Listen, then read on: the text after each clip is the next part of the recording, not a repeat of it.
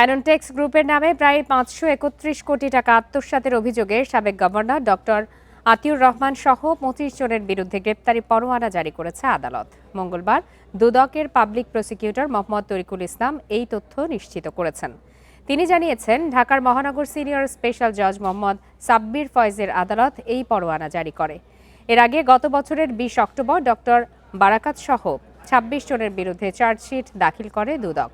গত ১৫ জানুয়ারি চার্জশিট আমলে নিয়ে ২৫ জনের বিরুদ্ধে গ্রেপ্তারি পরোয়ানা নির্দেশ দেয় আদালত। গত বছরের ২২ ফেব্রুয়ারি দুদকের ঢাকা সমন্বিত জেলা কার্যালয়ের উপপরিচালক বাদী হয়ে মামলাটি দায়ের করেন। অভিযোগ, আসামিরা যোগ সাজশে প্রতারণা ও জাল জালিয়াতির মাধ্যমে মিথ্যা রেকর্ড তৈরি করে জনতা ব্যাংক থেকে প্রায় ৫৩১ কোটি ৪৪ লাখ টাকা আত্মসাৎ করেছেন।